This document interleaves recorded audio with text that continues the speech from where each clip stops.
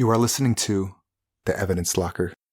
Our cases have been researched using open source and archive materials. It deals with true crimes and real people. Each episode is produced with the utmost respect to the victims, their families, and loved ones.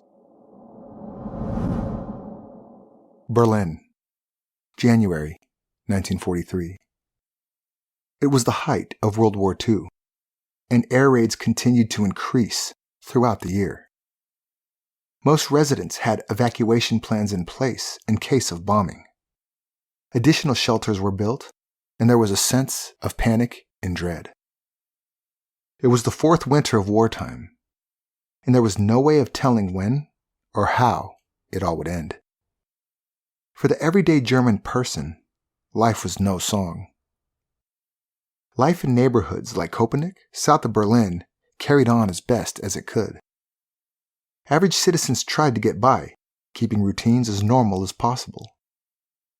They witnessed Jewish people being taken to concentration camps and saw violence and unfairness. It was best to keep one's head down to stay out of trouble. If you had a job, you showed up and didn't complain. Food and clothing were rationed. The average Aryan household had more generous rations than a Jewish neighbor. In a time of chaos, petty crimes increased, and the atmosphere seemed apocalyptic at times. Famous landmarks and historic buildings were reduced to piles of rubble, dust. Smoke blanketed the air. On the 29th of January, 51-year-old Frieda Rösner left home to go and collect firewood in the woods behind Aschenbach Hospital. In 1943, the hospital was located in the heart of the forest. It was a secluded place of healing and restoration, away from the turbulence of war. 2 days later, Frieda was found only 450 yards from the hospital building. She had been raped, strangled with her own shawl, and robbed. Berlin homicide detectives were called to the scene. What they didn't realize was that they were about to expose Germany's most prolific serial killer.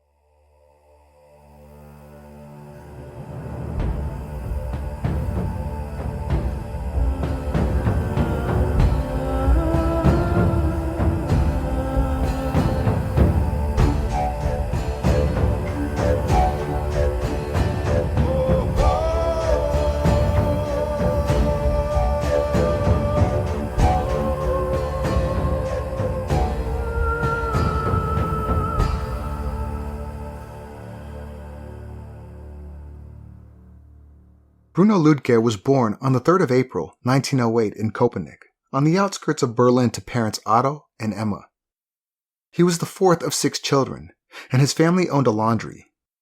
The Lüdke family was very poor, and the children did not have great opportunities.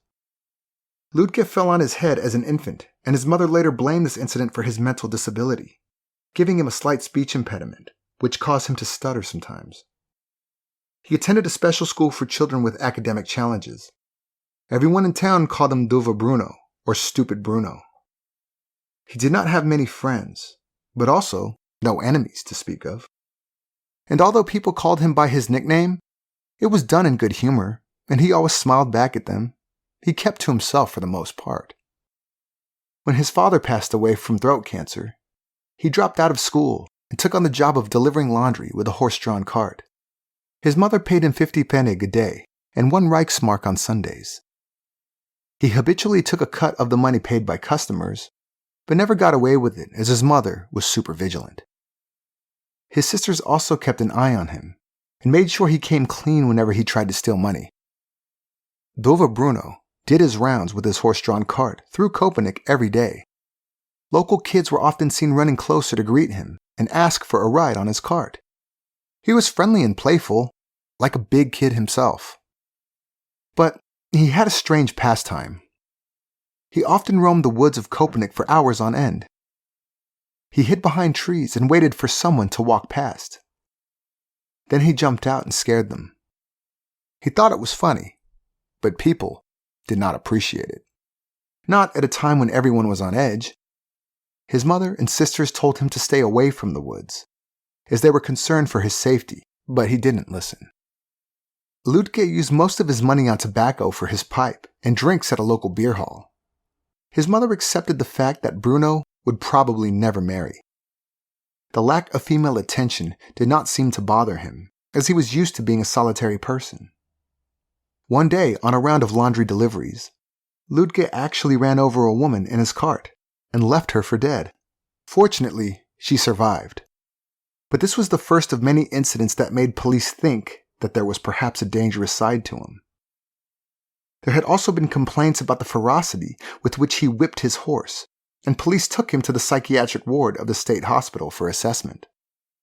The results proved that he was illiterate and incapable of performing simple mental challenges, like reciting the alphabet. However, he was able to orientate himself in terms of place, time, and people. He was physically able and strong, and it was deemed that he was fit to work as a coachman. Bear in mind that this was in the late 1930s, when Hitler was the most prominent force in Europe. The ideal of an Aryan nation was at the forefront of the Nazi campaign, and laws like the Law for Prevention of Hereditary Offspring were instated. It ruled that people with disease or disability had to be sterilized to prevent the continuation of disorders. In January 1939, Lüdke was ordered to be sterilized. His mother tried her best to appeal and wrote a letter stating that Lüdke had suffered a head injury as a child and his condition was not hereditary. But this law did not allow for exceptions, and the procedure took place in 1940 when he was 32 years old. Germany in the 1920s was still in a state of chaos in the aftermath of the Great War. It was a time of lawlessness and despair, and many criminals took advantage of the situation. Killers like Peter Kürten, the vampire of Dusseldorf, prowled the streets. News of murder gripped the imagination of everyday Germans, and cheap crime novels sold like hotcakes. Sigmund Freud's psychosexual analysis gave people something new to think about, and crime and psychology became a much-enjoyed topic of conversation at dinner parties. One could even argue that it was the origin of true crime culture. In Köpenick, all of this would not have been on the radar of a young Bruno Lüdke. Always looking for some extra cash, he resorted to petty theft. But it wasn't very good, as police caught him most of the time. It was mostly innocent nonsense, like stealing and selling firewood. On one occasion, he stole a whole cart full of wood worth 187 Reichsmark. He sold it all for 13 Reichsmark. Witnesses saw him leaving with his cart, the name Lüdke Laundry printed in bold letters on the side. At his trial, his sisters blamed the townspeople for exploiting the situation.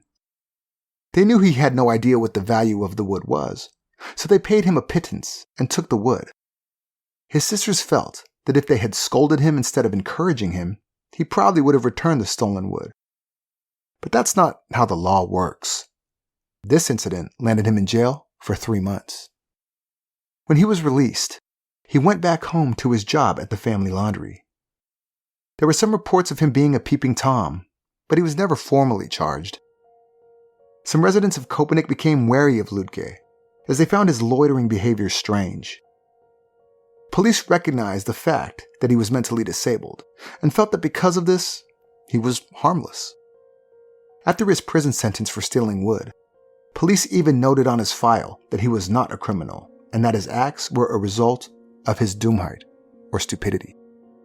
On another occasion, he walked into Café Fuchs in Köpenick town and tried to sell a dead duck to the owner.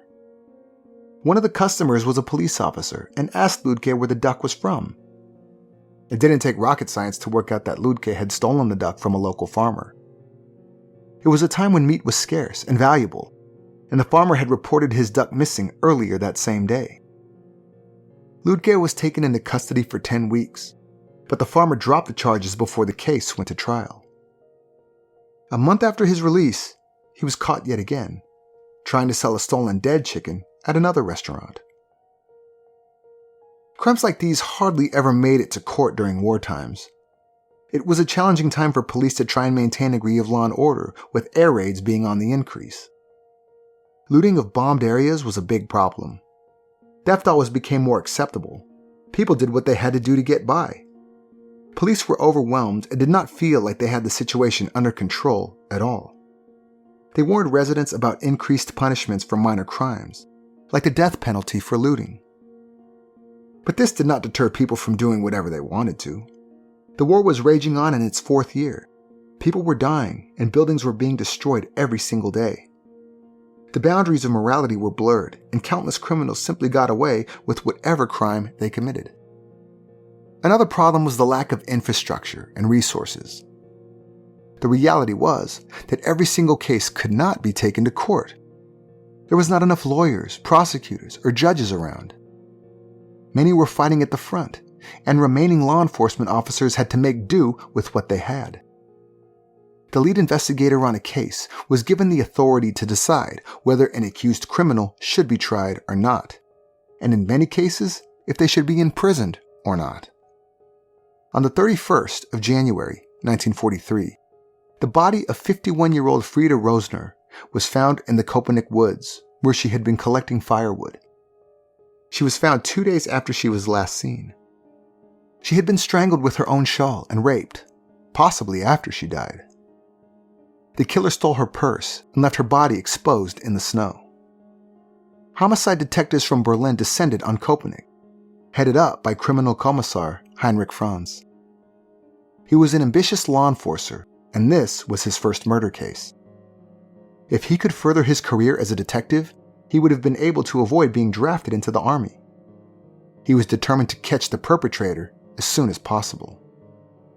After questioning local people, they learned of a man by the name of Bruno Lüdke.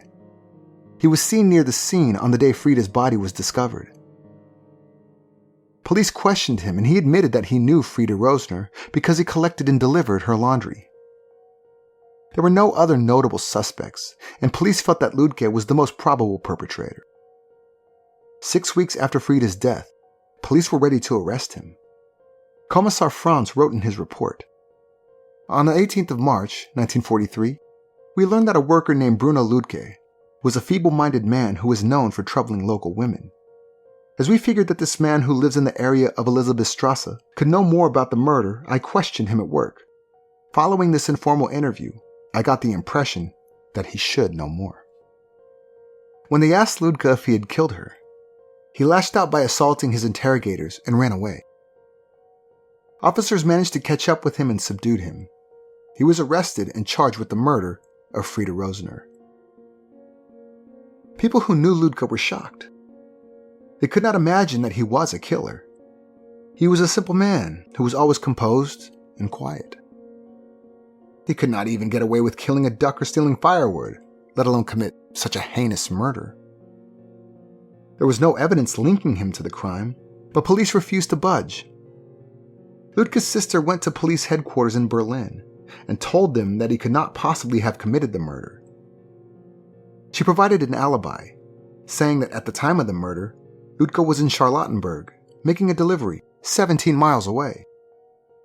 The customer was prepared to testify in his defense. Police did not think it was a strong enough alibi and decided not to pay any attention to it. Then, to the shock of the community of Köpenick, Lüdke confessed to the murder. He said that he saw Frieda alone in the woods. He hid behind a tree so he could jump out and scare her. He pounced on her, then lost control. In the end, he raped and killed her. Then, he took her purse and ran away.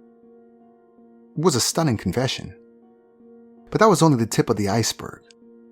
Once he started talking, he wouldn't stop. He confessed to 20 unsolved murders in Berlin.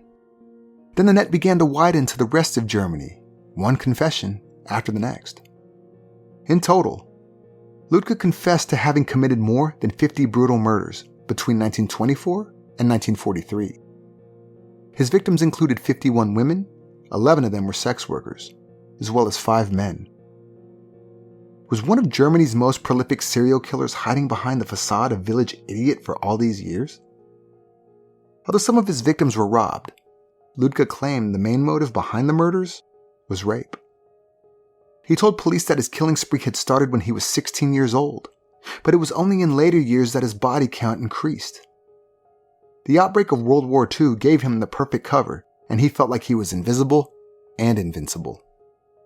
3 major unsolved cases in Berlin at the time were the murders of Katha Mundt, Bertha Schultz, and the Uman couple. Lüdke confessed to all three.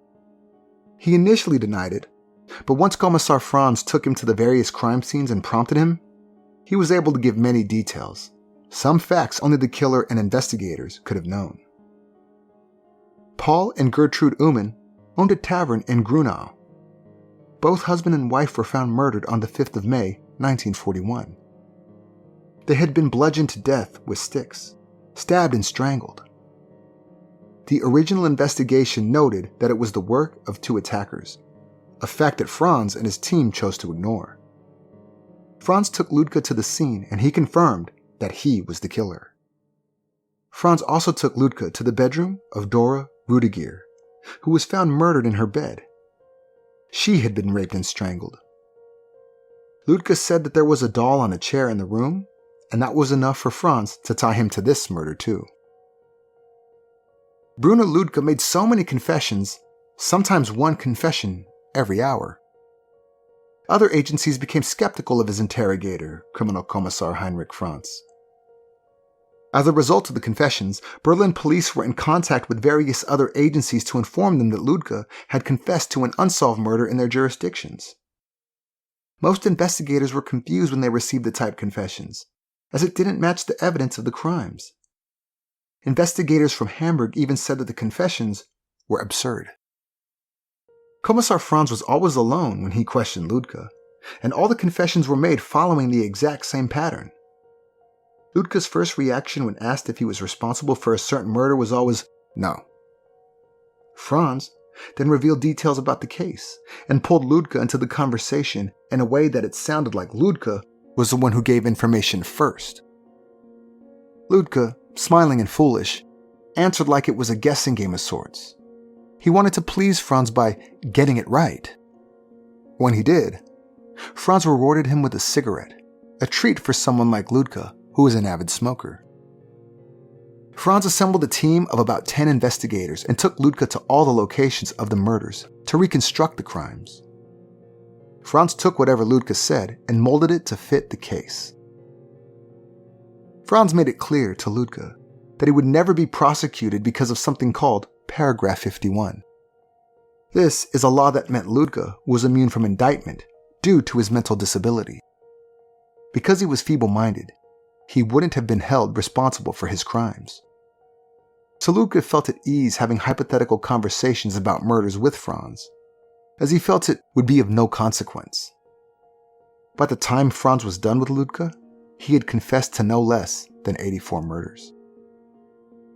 Many officers were doubtful that a man of limited intellect managed to commit so many murders and get away with it for nearly 2 decades. They questioned the validity of the confessions and Franz's methods. Reichscriminal Director Arthur Neeb defended Franz and hailed him to be a hero for cracking all the unsolved cases. SS leader Hans Lobis thought that the confessions would make the police look ridiculous and warned that a trial, based on the confessions alone, would be a disgrace. Because of this, Lüdke never stood trial, yet Berlin police concluded that he had unequivocally committed 53 of the 84 murders he had confessed to. The document sentencing him was signed by Criminal Commissar Heinrich Franz, who acted as investigator, judge, and jury. Another reason why he never went to trial was the fact that Himmler had declared his case a secret imperial affair. The double standard was astonishing. The Germans killed millions of people, but they did not want to publicize the fact that a full-blooded German man had killed other German people simply for the sake of killing. It was curious that Lüdke's murders did not have many similarities.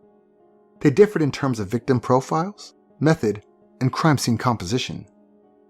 There was no physical evidence, like fingerprints, placing him at any of the scenes either. Some murders were crimes of passion, others revenge killings, sexually motivated murders, random killings. Victims were young and old, male and female. If Lüdke was behind each and every murder, he must have been a deeply disturbed individual. Police in Hamburg were especially critical of Criminal Commissar Franz's investigation. He claimed that Lüdke was responsible for the unsolved murder of a sex worker, Henriette Kuyer, in July of 1940. She was found strangled with 3 pairs of women's stockings. Franz took Lüdke to Hamburg to walk him through the crime scene. Lead investigator of the case, Kommissar Faulhaber, insisted on interviewing Lüdke himself, but his request was denied. While in Hamburg for the walkthrough of the crime scene, Lüdke was kept at a Gestapo prison. Faulhaber was determined to speak to him and entered the prison undercover as a fellow prisoner. His conversation with Lüdke confirmed his suspicions. Lüdke said that he had never been to Hamburg before, and that he only confessed to killing Henrietta Couillère to keep Kommissar Franz happy. Faulhaber wrote a letter to his boss, informing him about his conversation with Lüdke, and that he was convinced Lüdke did not have any knowledge of the murder. He only repeated information given to him by Kommissar Franz. He recommended they appointed an impartial investigator to look into the matter. However, nothing much came of it. When the months of interrogation were over, and police deemed him to be guilty, he was sent to the National Socialist Criminal Medicine Central Institute of Security Police in Vienna. The institute was founded on the orders of Heinrich Himmler. Medical experiments and trials were conducted to study criminal minds. He faced a sentence of prolonged torture at the hands of experimental doctors. Lüdke arrived at the institute on the 11th of December, 1943. Psychologists and scientists wanted to study him and learn what made him a mass murderer.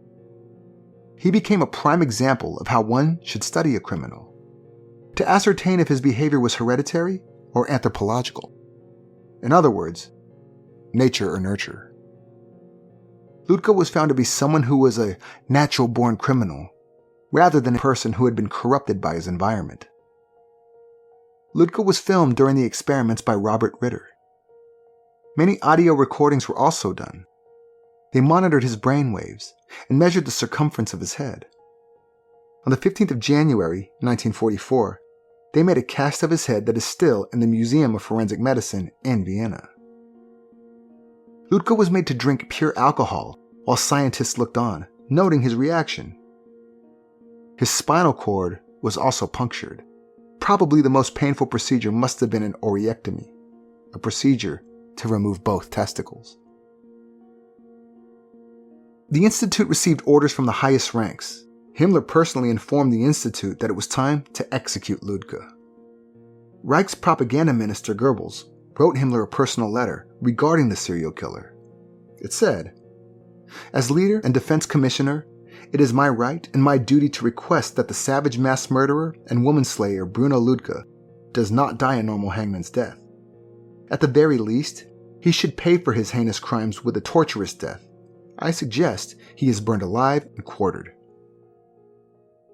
This method was used in concentration camps, like in an instance when an SS guard was caught in an attempt to abscond. He was tied to a metal tray and taken to a crematorium. The guard was placed in an oven and roasted alive. His executioners took him out of the oven several times, removing limbs, effectively quartering him. This was the execution Goebbels had in mind for Lüdke. Immensely cruel. But the scientists had something else in mind. The initial plan was to poison Lüdke with a bullet filled with the poison aconitine, a common method of execution at the time. However, this didn't happen, and Lüdke's execution became an experiment. On the 8th of April 1944, Bruno Lüdke died. The circumstances of his death have been called into question, but it's most likely that he was killed in a vacuum chamber during a medical trial. A vacuum chamber is an airtight cell with an airtight window of 3/4-inch plate glass for observation. The condemned is stripped naked and instructed to lie flat on his back with his hands locked above his head so as to allow for the free flow of breath. An air pump extracts all oxygen from the room and the person is left to suffocate, a process that is supposed to last 1 minute 40 seconds. Stories circulated about Lüdke's execution, how everything didn't go quite according to plan. The execution team set up the cell, led Lüdke inside, closed the door behind them, and waited for him to pass out. But they pumped a gust of oxygen back into the cell so he could regain consciousness. They repeated this procedure until he perished. Critics wondered why they chose such a cruel method of execution. One theory was that it was unplanned. It didn't work at first, and they decided to reset the situation somehow. Either way, there is no documentary evidence of this, so it's all speculation. How he actually died remains a mystery, even to his family. Kommissar Franz told his sisters it was typhus. On his death certificate it cited heart failure as the cause of death. His sisters believed that neither explanation was true, and that their brother Bruno had suffered a painful death that authorities had covered up intentionally. In 1944, Kommissar Franz was drafted into the German army and sent to serve in Russia.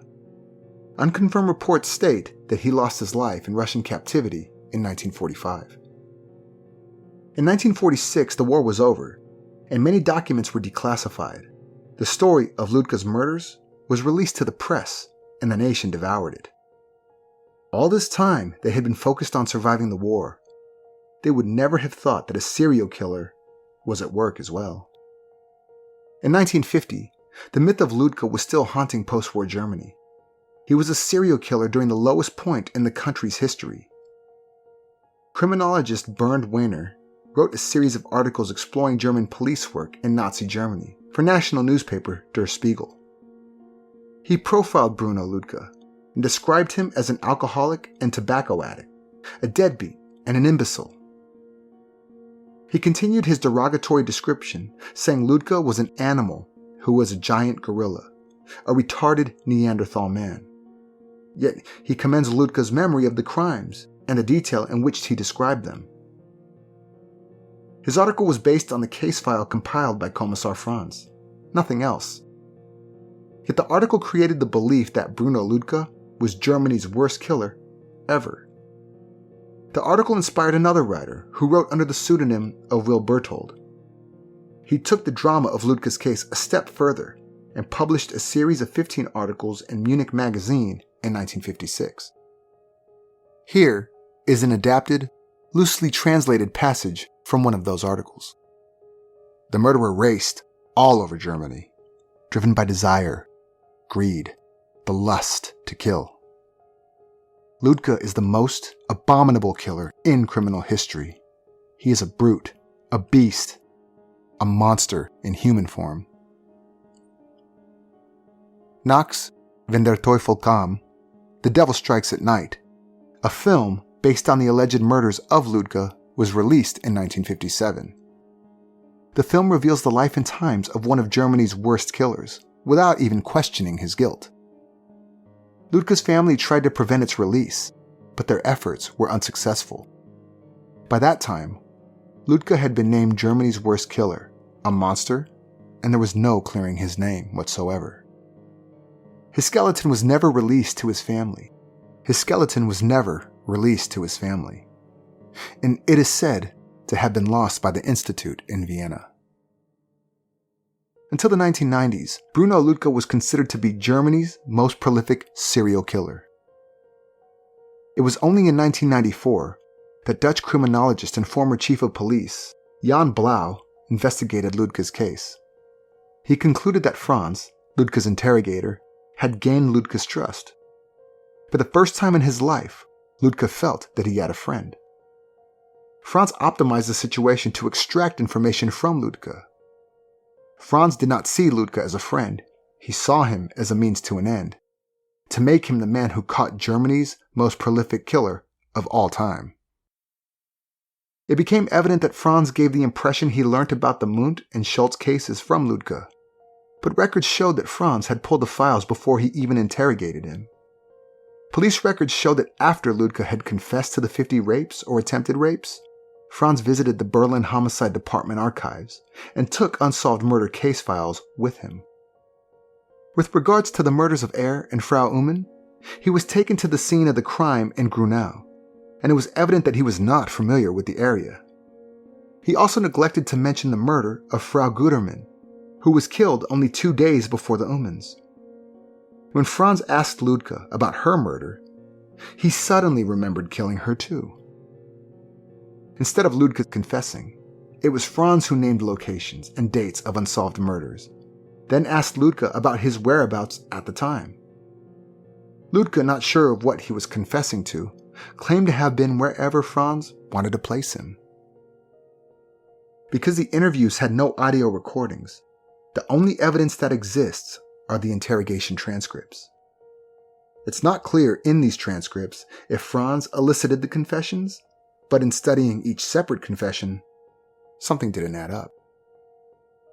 Lüdke was intellectually challenged, yet he described the crimes to the letter, the exact date and time, the location, the temperature, and small details only police or the perpetrator would know. The murders he confessed to spanned over 20 years.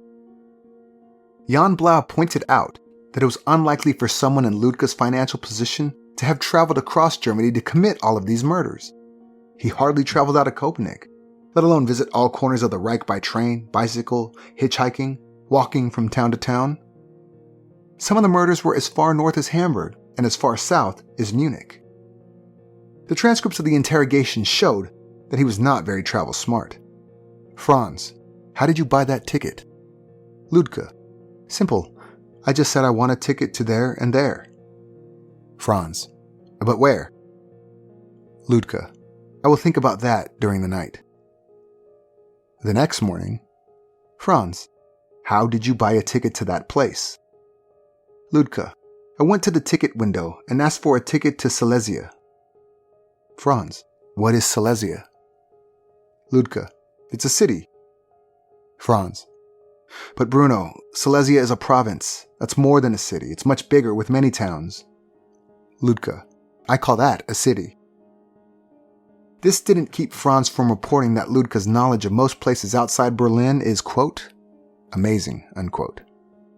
Bruno Lüdke always had an inappropriate grimace when talking about the murders, which made him appear to be a heartless madman who killed for the pleasure of it. He could not tell police his address or sign his name. Also, bear in mind that all of the murders occurred at the height of World War II. Traveling around Germany was problematic and dangerous. Roadblocks were commonplace, and most journeys were interrupted by ID checks, always looking for escaped POWs. And Berlin and surrounding areas was a highly patrolled area. If he had traveled so often without any other reason than to commit rape and murder, he would most likely have been on police radar. How could a man that didn't get away with stealing a chicken commit more than 50 murders over 20 years and get away with them? After his death, Lüdke's sisters who lived in East Berlin wrote to Hamburg criminalist Gottfried Faulhaber that Bruno had told them, "If I didn't say I killed Frau Rösner, they would have shot me." Mario Adorf, the actor who played the role of Lüdke in the 1957 film The Devil Strikes at Night, received many awards for his portrayal of Lüdke. The film was even nominated for the 1957 Academy Awards for Best International Film. But as time went by, Adorf came to the realization that Lüdke was not the devil. The devil was in fact someone else. He admitted that he would have played the role differently had he even suspected that Lüdke was framed at the time of filming. It is more than likely that Lüdke did not commit the 84 crimes he confessed to. It is also not likely that all the murders were committed by one person. The lack of similarities in the murders denote that different perpetrators were at work. Again, it was wartime, and in the chaos and hate-fueled climate of the time, crimes unrelated to the war often went unsolved. An important consideration to take is that Nazis were fastidious with their paperwork, and 84 unsolved cases would have been an unacceptable legacy, as the tides were changing in wartime Germany. The Allies were encroaching upon their stronghold. If they could not even catch their own killers, how could they hope to dominate their enemies? An embarrassment that would not have been taken lightly. Fortunately for Kommissar Franz, he found the perfect scapegoat in Bruno Lüdke. Wrong or right. If you'd like to read more about this case, have a look at the resources used for this episode in the show notes. Also, visit and like our Facebook page at facebook.com/Evidence Locker Podcast to see more about today's case. If you like our podcast, please subscribe on Apple Podcasts or wherever you get your podcasts. We would also appreciate it if you could review the episodes, as it gives us some street cred in the world of podcasting. This was the Evidence Locker. Thank you for listening.